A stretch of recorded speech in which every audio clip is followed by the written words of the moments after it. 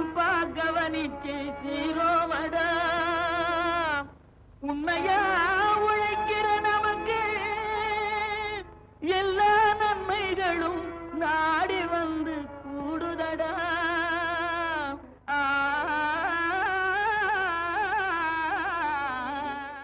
மாத்தியோசிச்சங்க பகுதியில் திண்டுக்கல் மாவட்டம் கொடைக்கானலுக்கு முன்பகுதி உயர்ந்த மலைகள் காரணமாக மித வெப்பம் மற்றும் நல்ல வளம் கொண்ட அழகிய பழனிமலை தொடர்கள் நடுவே உள்ள பள்ளத்தாக்கு தாண்டிக்குடி. இப்பகுதியில் பல்லாண்டுகளாக காபி, நறுமணப் பொருட்கள், ஆரஞ்சு மற்றும் எண்ணற்ற மருத்துவ குணமுடைய தாவரங்களின் வகைப்பாடுகளை தெரிந்து கொண்டு சீருடன் வாழ்ந்து வருபவர் திரு எஸ் மோகனசுந்தரம். பேய்ப்புடலை என்ற கொடியில் காய்க்கும் தாவர வகையினை பற்றி கூற கேட்டபோது,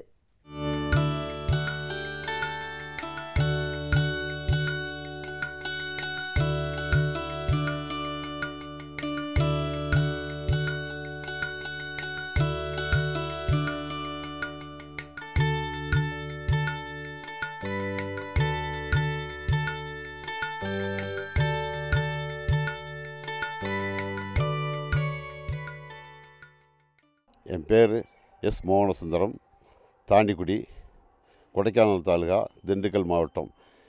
எங்கள் ஊர் வந்து நேரத்தில் கடல் மட்டத்திலேருந்து 4500 அடி உயரத்தில் இருக்குது. இந்த பகுதியில் வந்து காப்பி, ஆரஞ்சு, ஏலம் விவசாயங்கள் ரொம்ப சிறப்பாக சாகுபடி செஞ்சுக்கிட்டு இருந்துச்சு. இந்த நேரத்தில் நமக்கு மாற்றுப்பயிர் வேணும்னு பார்க்குறபோது இது வந்து ஒரு மருத்துவ பயிரை நம்ம கொண்டு வர முடிஞ்சிச்சு. அந்த வகையில் எடுத்ததில் இந்த பேய்ப்புடல் வந்து மிகவும் சிறந்த மருத்துவ பயிர். இந்த பயிர் வந்து முதல்ல வனப்பயிராக இருந்துச்சு. வனத்தில் தான் இது வந்து அங்கங்கே எங்கேயாவது ஒரு இடத்துல இருந்துச்சு. இந்த சிறிய மகசூல் சேகரிப்பாளர்கள் வந்து இந்த செடியும் இலையும் கொண்டுட்டு போய் விற்றுக்கிட்டு இருந்தாங்க. அவங்க வந்து ஒரு நாள் வந்து கிரேஸை ரொம்ப விரும்பி இந்த பயிர் இருக்கான்னு தேடி வந்தாங்க. அப்போ தான் நாங்கள் முதல்ல அவரை பார்த்து இதை விசாரிக்கிற போது ஒரே ஒரு கொடி இருந்துச்சு. அந்த கொடியை வந்து 500 ரூபாய்க்கு கொடுங்க, நான் எடுத்துக்கிறேன்னு சொன்னார்.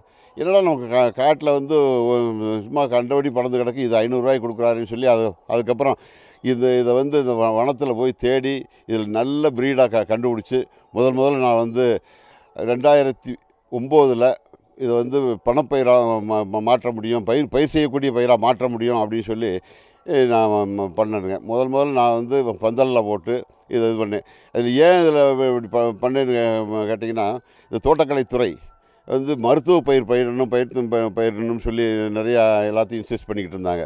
அந்த சமயத்தில் பேய்ப்புடலைக்கு தேவை இருக்குங்கிறத தெரிஞ்சுக்கிட்டு உடனே அதை வந்து பந்தலில் போட்டு தயார் பண்ண முடியும் அப்படிங்கிறத முதல்ல ஒரு மாதிரியாக நாங்கள் எங்கள் தோட்டத்தில் செஞ்சோம். அதுக்கப்புறம் இப்போ வந்து கிட்டத்தட்ட எடுத்தாலும் நிறைய 100 பேர் பக்கமாக இதை போட்டிருக்காங்க. போடுறவங்க பூராமே நல்லா பயனடைஞ்சிக்கிட்டு இருக்காங்க. இப்போ இதுமாரி மென்மேலும் நிறைய பேர் போட்டாங்கன்னா இந்த மருந்து வந்து நம்ம தமிழ்நாடு இல்லாமல் இந்தியா பூரா பரவணுங்கிறது எங்களுடைய குறிக்கோளாக வச்சு நாங்கள் பண்ணிக்கிட்டு இருக்கோம். இப்போதைக்கு சிறப்பு அம்சம் என்னென்னா, இது இன்றைக்கி வந்து வனவிலங்கு தொந்தரவுங்கிறது இன்றைக்கி நம்ம மலையில் மிகவும் அதிகமாகிடுச்சு. இது எந்த வனவிலங்குமே இதை சாப்பிடாது. காட்டு மாடோ இல்லை பன்னி, கேளையாடு இது எதுவுமே சாப்பிடாத வருது. அதனால் நமக்கு வந்து முழுக்குமே பயன் கிடையாது. ஆனால் அந்த காயில் மட்டும் ஒரு பெரிய பிரச்சனை என்னென்னா, அந்த காய் வந்து லேசாக முகம் செவந்த உடனே குருவிகள் எங்கே இருந்தால் குருவியும் வந்து இந்த காயை கொத்தி தின்னுட்டு போயிடும். அதனால் அது வந்து பழுக்கிறதுக்கு முதல்ல நம்ம வந்து அந்த காயை அறுவடை செஞ்சு அதை வெட்டி வத்தலை காய போட்டு அதை விற்றோம்னா தான் நமக்கு வந்து முதலாக்க முடியும். அப்படி இல்லாமல் நம்ம வந்து பழுக்கட்டும்னு கொஞ்சம் விட்டால் அந்த லேசாக அந்த கலர் பச்சை கலர் மாதிரி சிவப்பு கலர் வந்துருச்சுன்னா குருவி கொத்தி புறாச்சி சாப்பிட்டு போடும். அதுக்கு முதல்ல நம்ம வந்து அறுவடை செஞ்சாகணும்.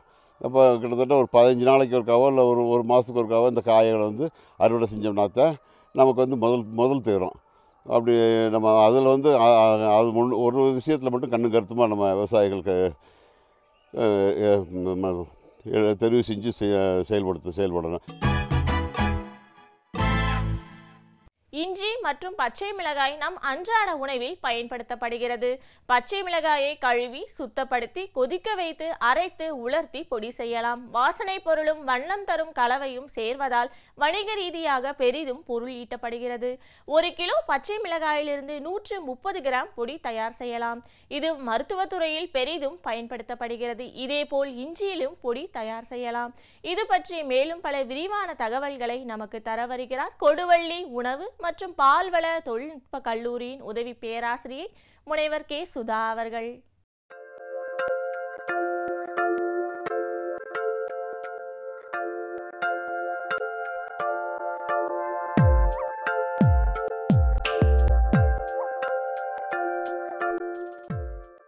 இன்னைக்கு நாம் பார்க்க போகிறது உலரிஞ்சி பொடி எப்படி தயாரிக்கிறதுங்கிறத பற்றி பார்க்க போகிறோம். பழங்காலம் தொட்டு தினசரி நம்மளுடைய உணவில் ஒரு முக்கிய பங்காற்றக்கூடிய உணவுப் பொருள் தான் இஞ்சி. உலக இஞ்சி உற்பத்தியில் 50% நம்ம நாட்டில் தான் விளையிறது. இந்த இஞ்சி சில நேரங்களில் அதிக விலையோட விற்கும், சில நேரங்களில் விலை குறைச்சலாக இருக்கும். விலை குறைவாக உள்ள காலகட்டங்களில் இந்த இஞ்சியை வாங்கி உலரிஞ்சியாக மாற்றி விற்பனை செய்யும் பொழுது அதிக லாபம் ஈட்டலாம். இப்போ இஞ்சி பொடி எப்படி தயாரிக்குங்கிறத பற்றி பார்க்கலாம்.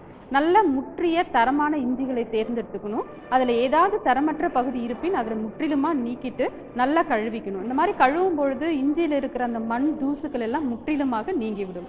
இந்த மாதிரி கழுவின இஞ்சி துண்டுகளை இயந்திரங்களுடைய உதவி கொண்டோ இல்லை கைகளாலேயோ பொறி போன்று, அதாவது 3 மில்லிமீட்டர் தடிமன் அளவுக்கு சின்ன சின்ன துண்டுகளாக நறுக்கிக்கணும்.